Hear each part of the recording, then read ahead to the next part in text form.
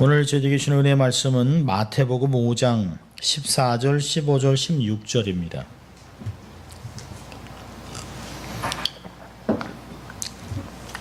마태복음 5장 14절, 15절, 16절입니다. 우리 함께 같이 합독할까요?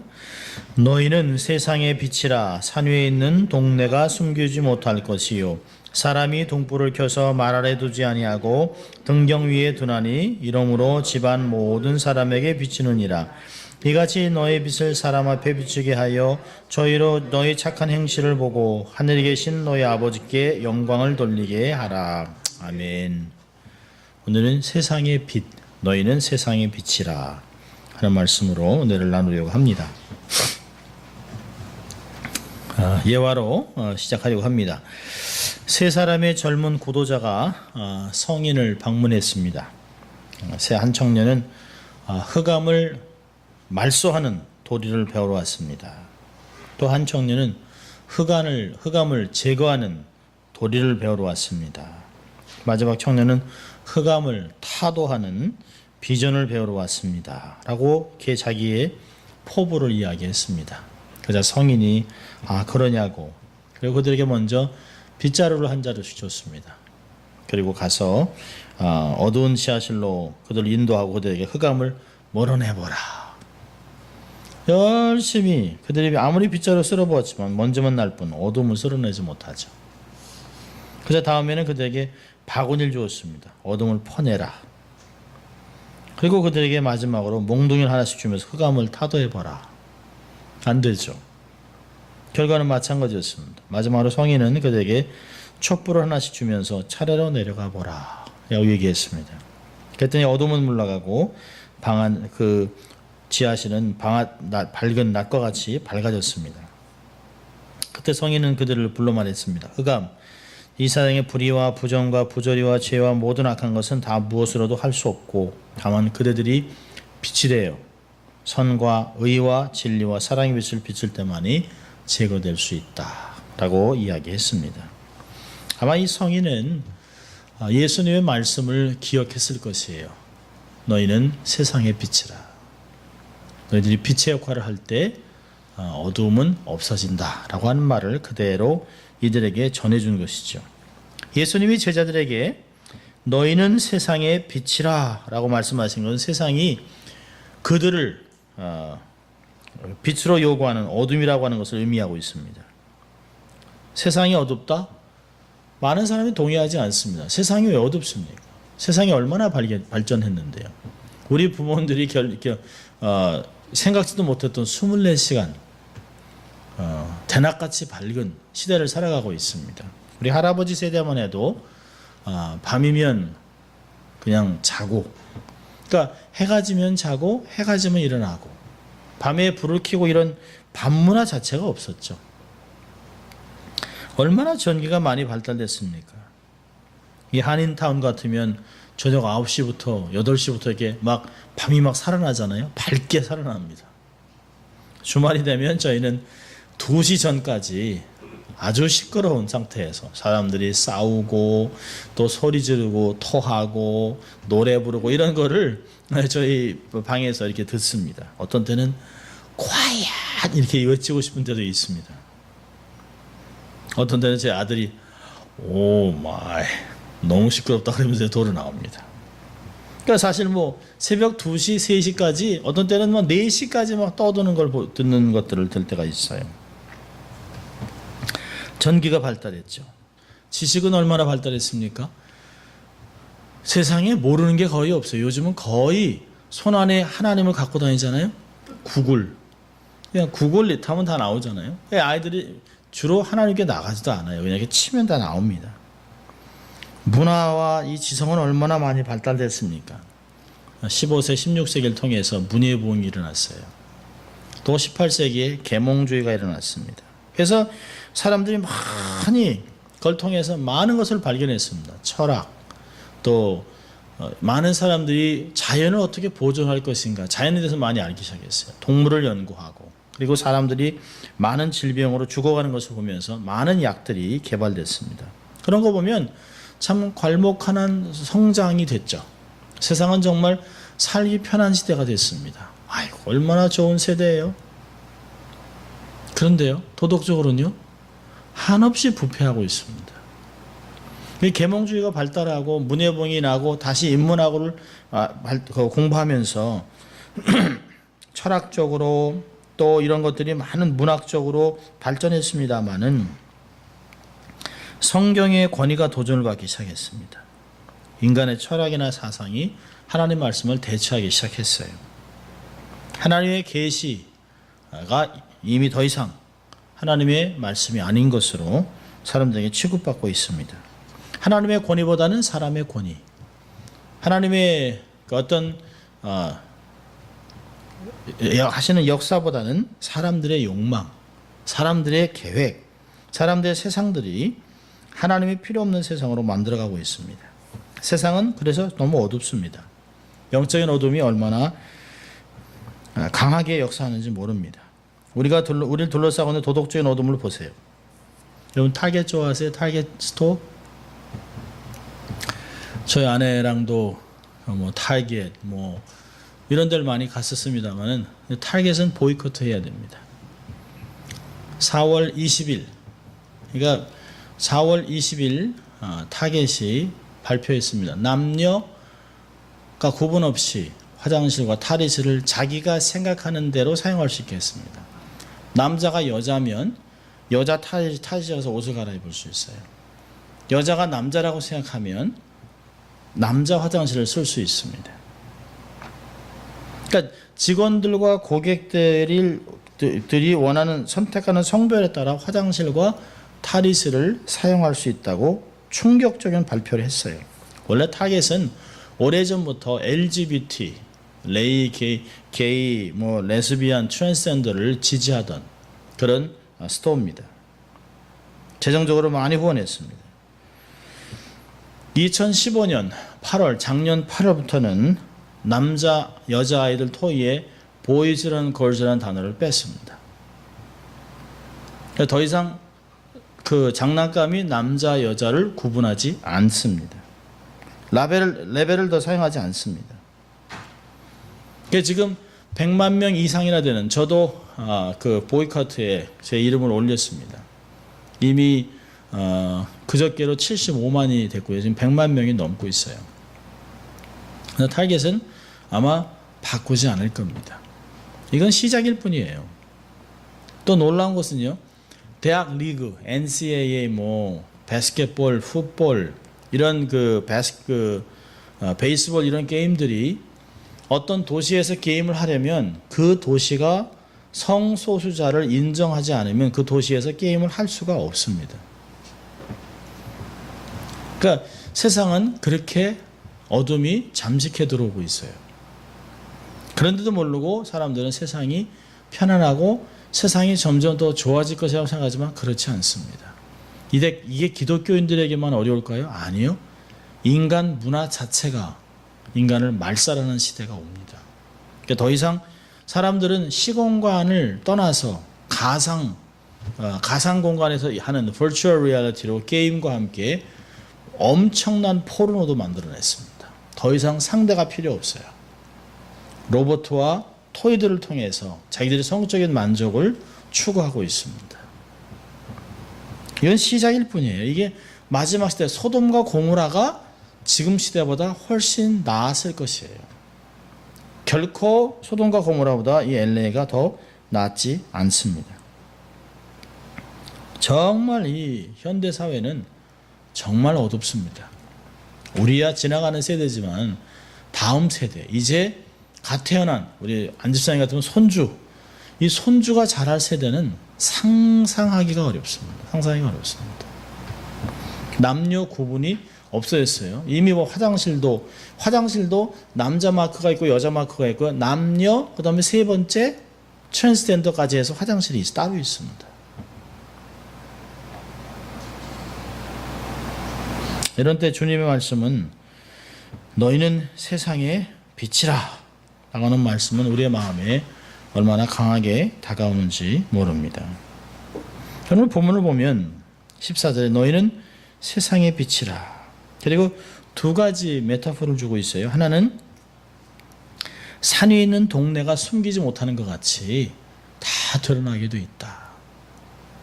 또 하나는 16절에 15절에 등불을 켜서 말 아래 두지 않고 등경 위에 두는 것 같이 집안의 모든 사람에게 비치게 돼 있다. 그러니까 세상에서 빛의 역할과 함께 가정에서 빛의 역할을 두 가지를 다 얘기하고 있습니다. 근데 오늘 보고 있는 세상의 빛은 세상의 소금 다음에 나타나는 것이에요. 근데 사실은 많은 사람들은 소금과 빛이라고 얘기하지 않습니다. 빛과 소금을 얘기합니다. 세상에 먼저 드러나고 세상에서 유명세를 타고 세상에서 빛의 역할을 하면서 많은 사람에게 떵떵거리고 귀한 사역을 하면서 그 다음에 소금이 되려고 합니다. 성경은 그렇지 않아요. 성경은 소금이 먼저 되어야 된다고 이야기를 합니다. 먼저 놓고 그 다음에 이 소금이라는 거 지난주에 봤어요. 예수 그리스도의 십자가를 지는 제자의 삶을 이야기합니다. 제자의 삶을 살아낼 때 내가 정말 맛을 내는 소금이 될 때 그때서야 빛의 역할을 세상에서 나가서 할 수 있는 것이에요. 어떤 면에서는 소금이라는 것은 개인적인 것을 이야기합니다. 내면적인 것을 이야기하고 있어요. 제자가 되는 것을 얘기하고 있습니다. 십자가를 지고 자기를 부인하는 것을 얘기하고 있어요. 오늘 얘기하는 소금의 빛은 세상에서 나타나는 모습들을 이야기하고 있습니다. 오늘 14절을 보면 너희는 세상의 빛이라 산 위에 있는 동네가 숨기우지 못할 것이다. 그러니까 너희가 빛이라고 하는 것은 마치 산 위에 세운 도시, 이 폴리스라고 하는 그 도시라고 같기 때문에 많은 사람이 멀리서도 바라볼 수 있는 위치에 있다는 것이에요. 이스라엘은 평지가 별로 없습니다. 대개가 다 산지입니다. 평지가 있어도 아주 많지 않아요. 대개 산지입니다. 그러니까 예루살렘 같으면 800m 고지에 있습니다. 여리고 같으면 해저 240m예요. 그럼 여리고에서 예루살렘까지 가면 1000m를 올라가야 됩니다. 그러니까 굉장히 높은 곳에 성을 짓습니다. 그러니까 예루살렘에 보면 대개가 언덕 위에 도시를 지어요. 그래서 텔이라고 하는 언덕 위에 있습니다. 텔라비브, 텔단 이런 식이 있습니다. 그래서 이 언덕 위에 그 도시를 짓고 그리고 전쟁이 나서 무너지면 그 다 무너진 후에 또 그 언덕 위에 또 그 도시를 짓습니다.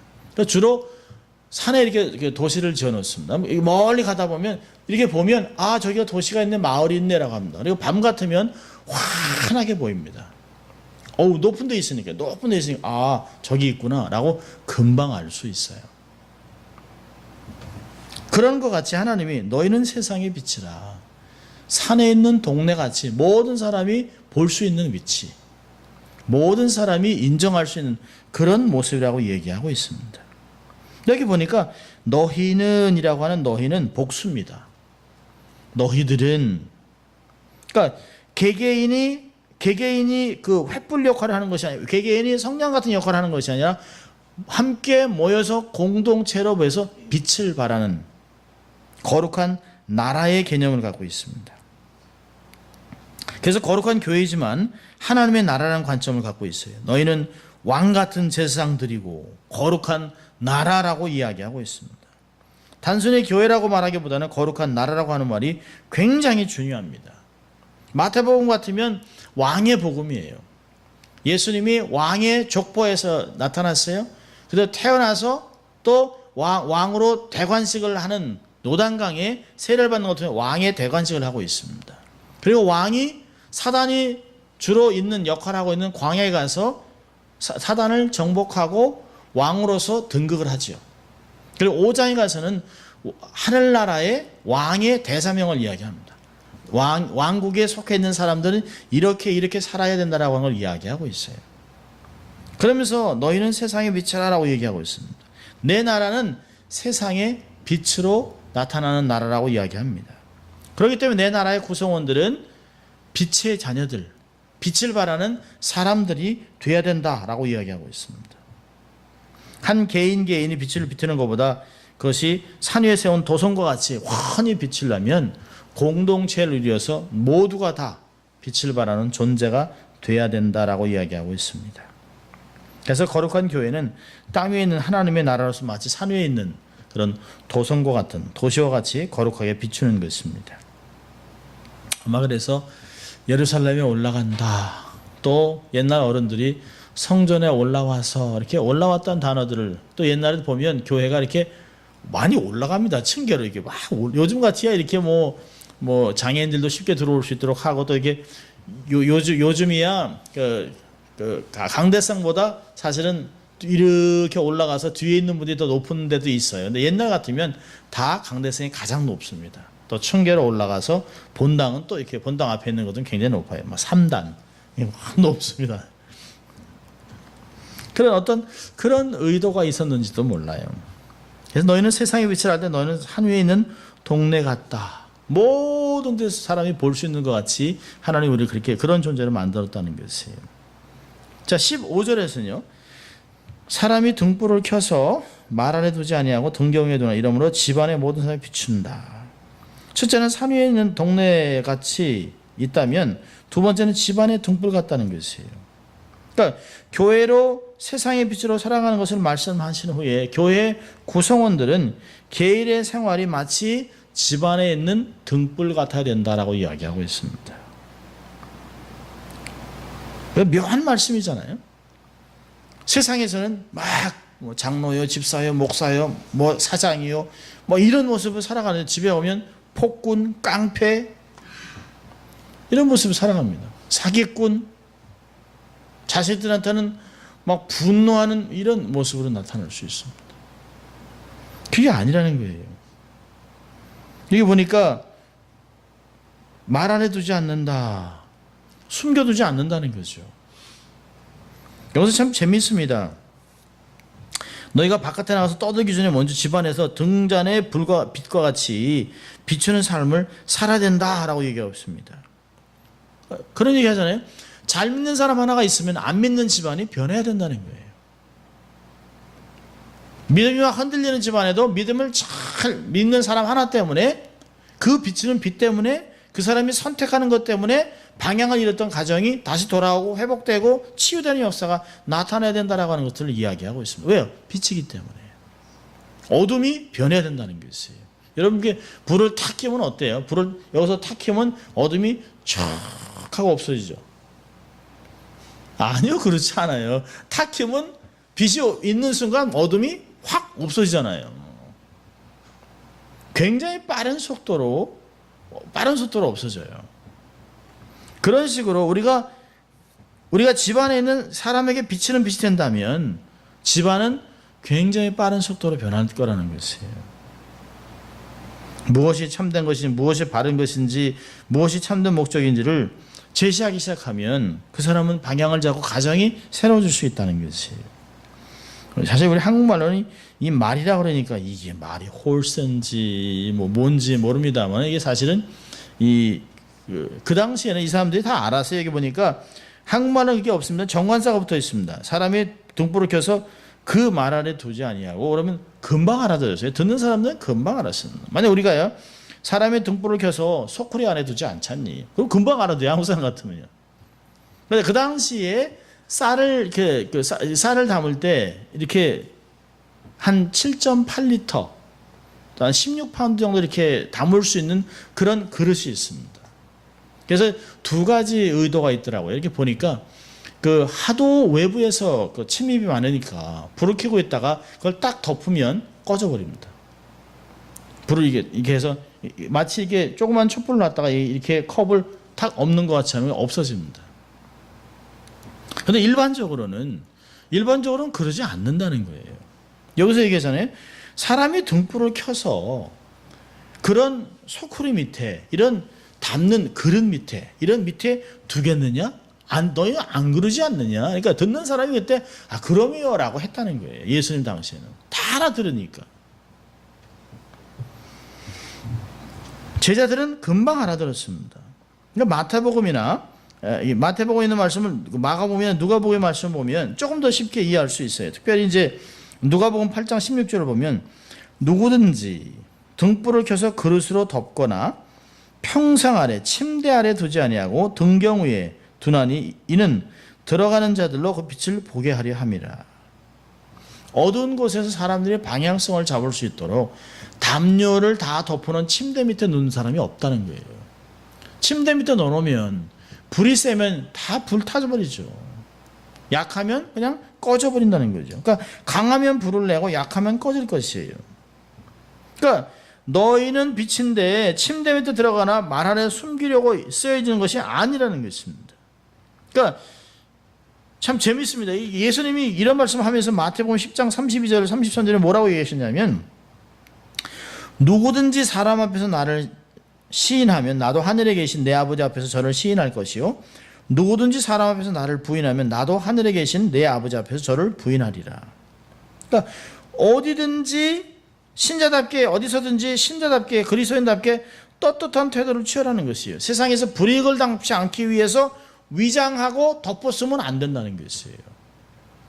불의 목적은 빛을 밝히는 것인데 커버하면 안 된다는 것이에요. 제가 비행기를 타고 이렇게 쭉 가면서 거의 한 5시간 이상을 타는데요. 옆에 있는 사람이 내릴 때 기독교인인 줄 알았습니다. 내릴 때. 미국 사람이니까 술을 너무 많이 먹는 거예요. 술을요. 계속 춥다고 요만한 병 5개, 맥주 3개. 그러니까 거의 취할 정도로. 그러더니 저한테 뭐 하는 사람이야 해서 목사라 했더니 자기도 크리스찬이라고. 그래서 크리스찬인 줄 알았어요. 크리스찬. 그러냐고. 그래서 저번에도 추운데 몸을 따뜻하게 하고 내려야 된다고. 도대체 알 수가 없어요. 그러니까 여기다가 나는 기독교인 쓰고 다니는 것도 아니잖아요. 일반적으로 어떤 삶을 살아가는지 전혀 알 수가 없습니다. 그리고 그냥 씩씩거리고 술 빨리 안 가져온다고 씩씩거리고 그냥 조그맣게 욕하고 이래놓고서 나중에 자기도 크리스찬이라고. 그거야 나중에 한 거지만 어떤 때는 우리의 삶 속에서 참 잘 지내다가 자기가 어떤 좀 어려움을 당할 것 같으면 딱 포장하고 표현 안 하는 그런 모습들을 많이 볼 때가 있습니다. 그래서는 안 된다는 거죠. 세상에서뿐만 아니라 집안에서도 그렇게 하지 말라는 말씀입니다. 헬라의 유명한 이야기가 있어요. 어느 날 맹인이 등불을 켜들고 밤길을 나섰습니다. 자기는 비록 불을 보지 못하지만 상대방이 자기에게 부닥치지 말라고 등불을 켜고 이렇게 다녔습니다. 그런데 갑자기 어떠세요? 팡 하고 부닥쳐요. 그러니까 이 맹인이 화가 났습니다. 나는 맹인의 앞을 보지 못하지만 당신은 내가 등불을 켜고 가는데 등불도 안 보고 이 사람하고 부딪히냐? 당신 맹인이야? 그랬습니다. 그러니까 앞에 있던 사람이 당신 맹인이세요? 근데 이 사람아 불이 다 꺼졌어. 불을 꺼진 등불을 갖고 다니면 어떡하나? 등불은 들고 있지만 이미 꺼진지도 모르고 들고 다니는 꺼진 것도 모르고 살아가는 우리인지도 몰라요. 그러니까 세상 사람들이 우리가 있으면 밝다 그래야 되는데요.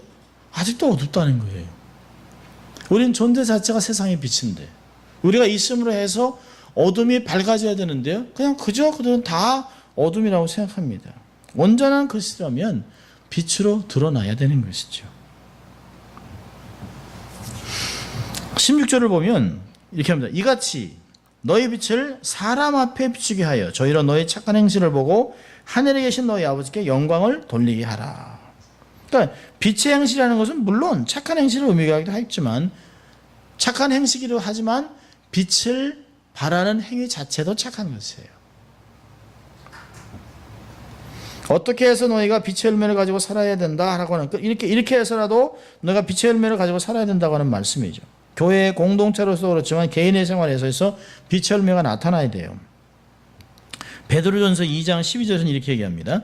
너희가 이방인 중에서 행실을 착하게 가져 선하게 가져 너희를 악행한다고 비방하는 자들로 하여금 너희 선한 일을 보고 권고하시는 날에 하나님께 영광을 돌리게 하려 함이라. 에베소 5장 8절 9절은 더 자세하게 얘기합니다. 너희가 전에는 어둠이더니 이제는 주 안에서 빛이라. 빛의 자녀들처럼 행하라. 빛의 열매는 모든 착함과 의로움과 진실함에 있느니라. 그러니까 예수 그리스도의 성품을 드러내면서 살면 빛이 나타나는 것이지 빛의 역할을 하겠다고 어떤 노력을 하는 것이 아니에요. 어떤 빛을 발하겠다고 해서 뭐 사역을 하고 프로그램을 만들고 일을 하고 어떤 계획을 세우는 그런 것을 얘기하는 것이 아닙니다. 우리의 내면에서부터 흘러나오는 성품이 빛으로 나온다는 것이에요. 그러니까 고린도후서에서 이제 너희는 그리스도의 향기라. 향내가 나게 돼 있어요. 우리의 삶을 통해서 빛이 나오게 돼 있어요. 우리 삶을 통해서 소금의 것들을 사람들이 맛볼 수 있다는 것이죠. 하나님의 나라는 먹는 것과 마시는 것과 그런 것이 아니에요. 오직 성령 안에서 의와 평강과 희락입니다.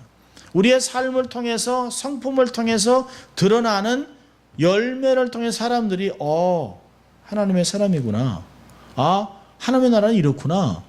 크리스천들은 이런 삶을 살아가는 저렇게 얘기하는구나.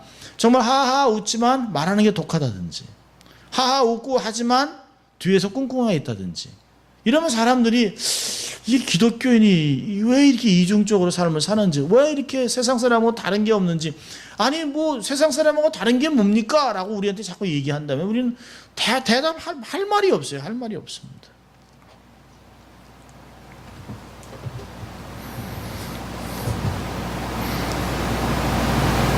저희 친구 동생이 이제 암 말기입니다. 암 말기 4기 얼마 남지 않은 것 같아요.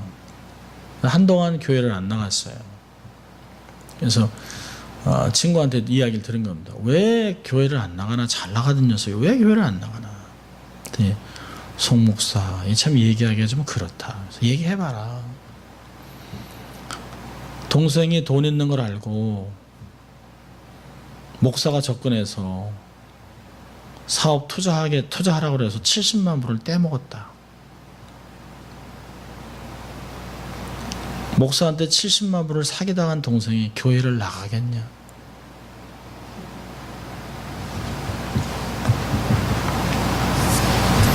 그리고 이제 이게 죽게 돼서 자기 삶을 돌아보니까 그래도 십자가가 보인다는 거예요.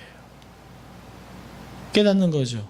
주님 앞에 갈 때가 되니까 그건 목사를 바라보고 신앙생활 하는 게 아니라 자기가 십자가를 바라보고 예수님만 보고 살아야겠다 라고 생각을 한다는 거죠.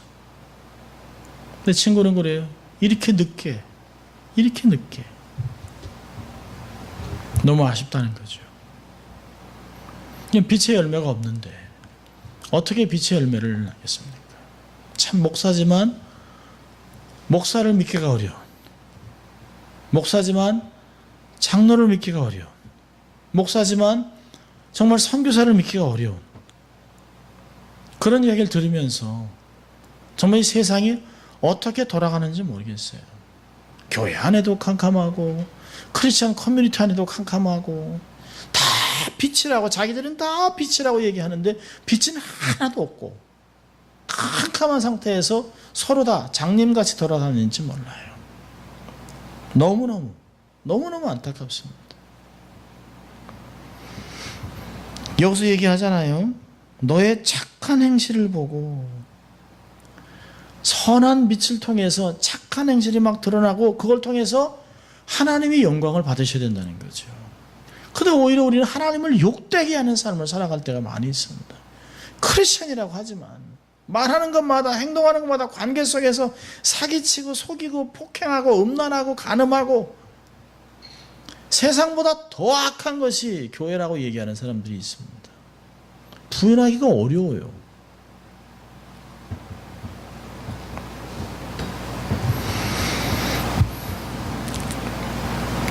여기서 얘기하잖아요. 16절 이같이 너의 빛을 사람 앞에 비추라. 너의 착한 행실을 보고 사람이 보고 인정하고 하나님 살아계시네.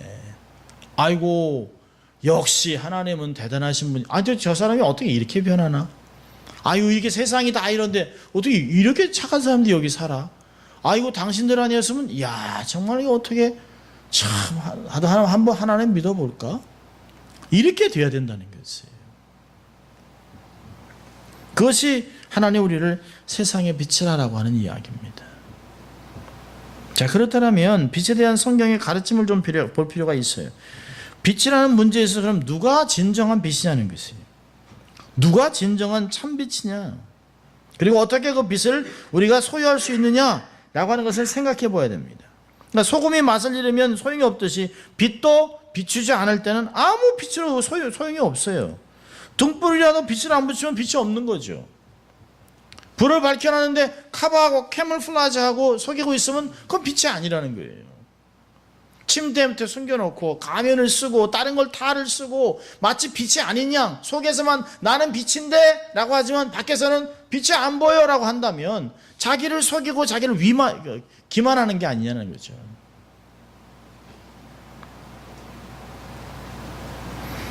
아무리 속에서 빛을 내고 있어도 다른 것으로 캄캄하게 막아버리면, 둘러싸버리면 그 빛의 효과를 감당할 수가 없어요. 그 빛이 비치지 않으면 아무 의미가 없습니다. 자, 그렇지만 안타까운 것은 그렇다고 하더라도 이들은 계속 빛으로 존재하는 것이에요. 왜냐하면 이 빛은 참된 빛의 근원인 예수 그리스도로 말미암은 것이기 때문에 그렇습니다. 요한복음 8장 12절에 보니까 예수께서 또 일러 가라사대 나는 세상의 빛이니 나를 따르는 자는 어둠에 다니지 아니하고 생명의 빛을 얻으리라. 어떻게 우리가 빛을 소유할 수 있는가를 이야기하고 있습니다. 요한복음 9장 5절에서는 내가 세상에 있는 동안에는 세상의 빛이라. 요한복음에는 빛, 그 다음에 영생, 생명 이런 단어를 굉장히 많이 사용했습니다. 그리고 이렇게 권면하셨어요. 요한복음 12장 35절 36절에서는 예수께서 가라사대 아직 잠시 동안 빛이 너희 중에 있으니 빛이 있을 동안에 다녀 어두움에 붙잡히지 않게 하라. 어두움에 다니는 자는 그 가는 바를 알지 못하리라. 너희에게 아직 빛이 있을 동안에 빛을 믿으라. 그리하면 빛의 아들이 되리라. 우리가 어떻게 빛의 자녀들, 빛의 사람들, 빛을 소유한 자가 돼서 세상의 빛을 발할 수 있는가? 예수를 받아들이는 것이에요. 예수를 믿어 주와 더불어 주님의 빛을 세상에 같이 비칠 수 있는 존재가 된다는 것이죠. 빌립보서 2장 15절에서는 이것을 조금 더 나가서 얘기하고 있어요. 이는 너희가 흠이 없고 순전하여 어그러지고 거스러진 세대 가운데서 하나님의 흠 없는 자녀로 세상에서 그들 가운데 빛들로 나타낸다라고 얘기하고 있습니다. 여기서 빛들이라고 하는 말을 할 때 빛을 가리키는 말이 아니에요. 그건 빛을 받아서 반사시키는 자들입니다. 세례요한도 자기가 빛이라고 얘기하지 않았습니다. 예수님이요 세례요한을 뭐라고 했냐면 5장 35절에 요한복음에 요한은 켜서 비치는 등불이니라. 너희가 일시 그 빛에 즐거워 있기를 원하였거니와. 빛이 아니라는 거예요. 그런데 빛은 오직 예수님만 빛이에요. 나는 세상의 빛이라. 하나님의 빛이세요. 하나님은 빛이시라. 하기에는 어둠이 조금도 없으시니라. 요한일서 1장 5절에 얘기하고 있어요. 요한일서 1장 7절에서 하나님은 빛 가운데 계시고 디모데전서 6장 16절에서 하나님은 가까이 하지 못할 빛에 거하신다. 주께서 옷을 입은 같이 빛을 입으셨다라고 시편은 이야기하고 있습니다. 하나님, 예수 그리스도, 그분이 참빛입니다. 놀라운 것은 그 참빛이 생명이에요. 그 참빛 안에 생명이 있는데 그 참빛이 우리한테 비치니까 그 생명이 우리 안에 들어와서 우리도 함께 빛의 자녀들이 됐다는 거죠.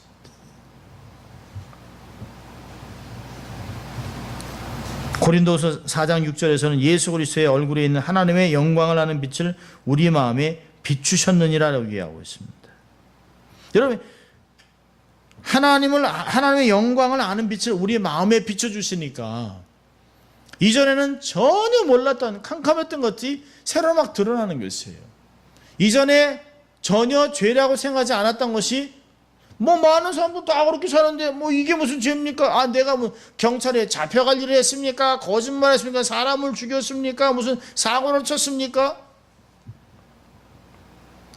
근데 영광의 빛이 거룩의 빛이 우리의 삶에 딱 비치니까 그런 건 그냥 기본적인 것이에요. 세상에 계신 도덕은 하찮은 것들이에요. 하나님의 기준으로 볼 때는 그건 아무것도 아닌 것이에요. 세상 사람들이 아무리 몰라도 내 안에 하나님 앞에 있는 것들이 있잖아요.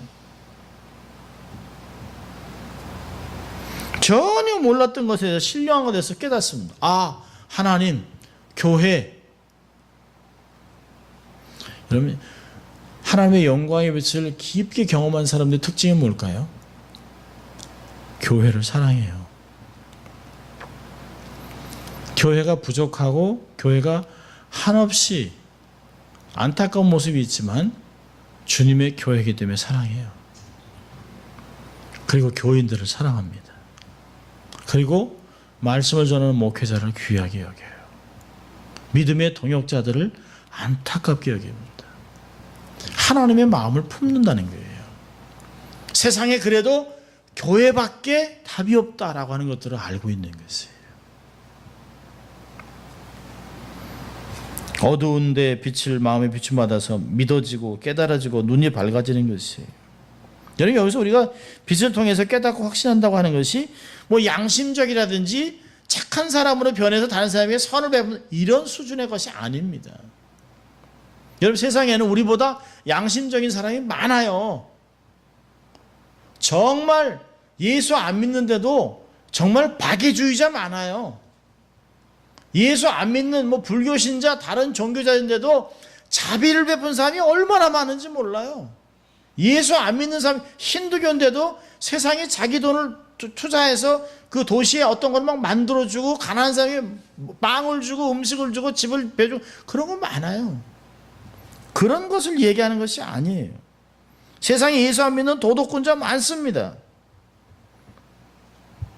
그런 것을 빛이라고 해석한다면 우리보다 더 월등한 탁월한 광명들이 세상에 많아요. 근데 그런 걸 이야기하는 것이 아닙니다. 너희는 세상의 빛이라고 말할 때는 다른 사람들도 빛이지만 이런 뜻이 아닙니다. 너희들만 빛이라는 게 너희들만. 다른 사람이 아무리 자기가 빛이라고 얘기해도 그들은 다 거짓이라는 것이에요. 그들은 다 포장했을 뿐이지 하나님도 모르고 하늘나라도 모르고 예수도 모르고 교회도 모르고 구속의 은총도 모르고 마지막 멸망 주님의 재림에 대해서 아무것도 모른다는 거예요. 영적인 지식을 갖고 있지 않다는 것입니다. 영적인 것을 알 수도 없어요. 능력도 없어요. 관심도 없습니다.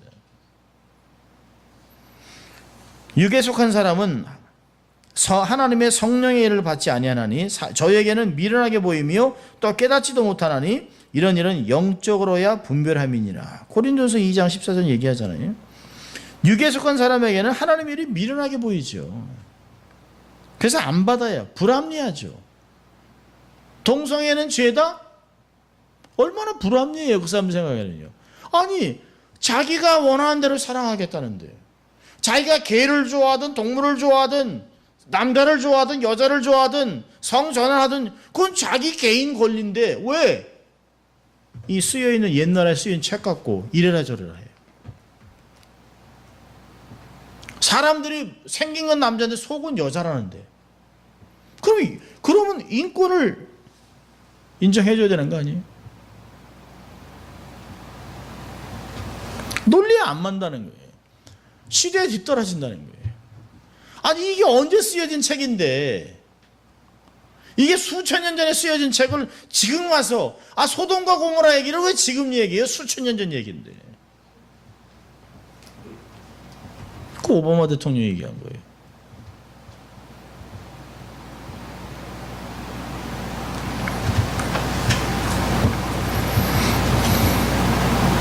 자기의 경험으로 보니까 인간적인 기준으로 보니까 얼마나 불합리해요. 이 책에 묶여있다는 게 얼마나 불합리해요. 그런데요, 우리는 합리적으로 사는 사람이 아니에요. 영적으로 살아가는 사람입니다. 말씀대로 살아가는 사람이에요. 오직 영적인 것은 영으로만 알 수 있는 것이에요. 영으로만 분별할 수 있어요. 신령한 것은 아무리 똑똑해도 아무리 공부를 많이 해도 아무리 철학을 많이 하고 아무리 종교학을 공부해도 하나님의 일은 알 수가 없어요. 우리가 이전엔 다 똑같이 어둠이었습니다. 그런데 이제는 우리가 주 안에서 빛의 자녀가 되었어요. 주님이 우리를 빛으로 낳아 놓으셨어요. 빛으로 만들어 놓으셨어요. 그래서 우리는 주의 성품을 갖고 있는 것이에요. 우리는 사람으로 놔줬는데 왜 자꾸 사람이 아닌 삶을 살라고 하는지 몰라요.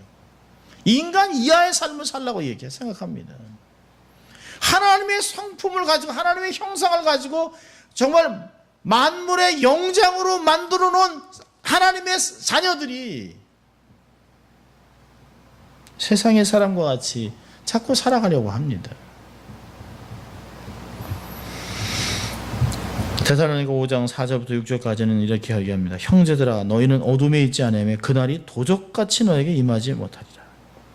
너희는 다 빛의 아들들이요 낯의 아들이라 우리가 밤이나 어둠에 속하지 아니하나니 그러므로 우리는 다 다른 아들과 같이 자지 말고 오직 깨어 근신할지니라. 예수 믿는 사람만 얘기하잖아요. 주님이 다시 오신다는 거예요. 주님이 정말 다시 오신다는 거예요.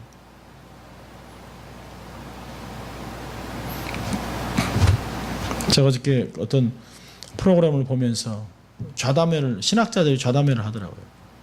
거기에 메시아닉 주도 있어요. 네, 메시아닉 주가 이런 얘기를 하더라고요. 주님이 다시 오면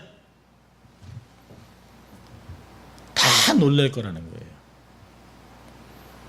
근데 유대인들은 어떻게 생각하면 메시아가 오면 저 기독교인들이 아이고 우리가 잘못 믿었네 그럴 거라는 거예요. 유대인들은.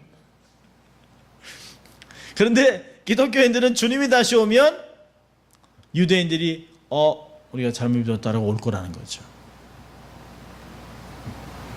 그런데 이렇게 질문했어요. 언제 주님 오실 것 같으냐? 그러니까 신학자들이 거의 다가요. 아마 이번 세대에 오지 않겠나.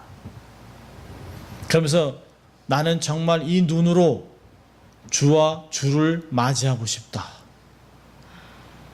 그래요. 이렇게 영적으로 긴장감이 있고 이렇게 악이 최고 아주 극도로 있었던 때가 미국에 이런 적이 없었답니다.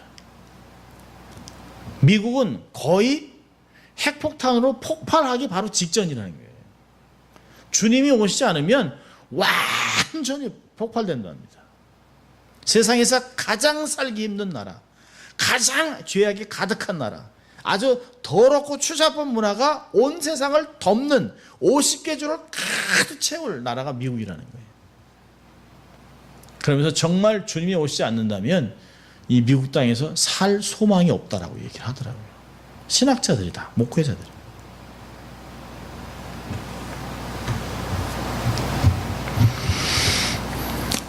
우리가 빛으로 존재할 때는 어디든지 무엇을 하든지 그 빛을 바라는 것입니다. 빛이 어디 빛이 아닐 수 있어요. 그렇지만 우리가 플래시라이트를 보면 배터리를 안 넣고서는 안 들어와요. 절대. 껍데기를 이쁘게 하고 색칠을 하고 리본을 달아놓고 해도 아무 소용없어요. 건전지를 집어넣지 않으면 불이 안 들어옵니다. 우리의 삶 안에 예수 그리스도가 없으면, 우리 안에 하나님의 생명이 없으면 아무리 치장을 해도, 아무리 박사학위를 몇 개를 따도, 아무리 돈을 많이 벌어도, 아무리 건강해도, 아무리 유명세를 타도 아무 소용없어요. 꺼진 불이에요. 껍데기만 갖고 있습니다. 의미가 없어요.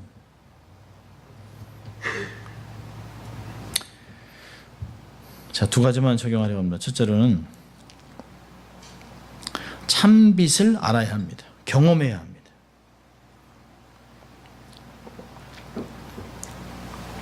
아는 것은 경험되어져야 되는 것이죠. 주님과 연결되어 있어야 합니다. 우리는 참빛을 받아 세상에 비추는 자들이에요. 근원이 연결되어 있지 않다면 아무 소용이 없어요. 여러분이 포장한 껍데기는 아무것도 아닙니다. 나중에는 여러분 포장한 껍데기 막 10년, 20년 모아놓은 사람 있어요? 아니에요. 아무리 포장 껍데기 이뻐도 며칠 못 가요. 다 쓰레기통으로 갑니다. 포장 그럴 때 소용없어요. 안에는 내면이 중요한 거예요. 속사람이 중요해요. 속사람 안에 그 깊은 곳에 예수 그리스도의 생명이 있어야 되는 것이에요. 그게 빛으로 비추는 것입니다. 그래서 우리 삶은 투명해야 합니다. 막아서는 안 돼요. 우리 어떤 교묘하게 우리의 양심을 막아놓으면 안 돼요. 영의 역할을 막아놓으면 안 됩니다. 두 번째는요. 세상이 어둡다는 걸 인정해야 합니다. 세상이 점점 나아질 거야, 좋아질 거야, 그렇게 생각하지 마세요. 세상은 점점 어두워집니다. 저희가 이민했을 때만 해도 동성애 그렇게 대놓고 얘기하는 사람 없었습니다. 어디 커밍아웃을 해요.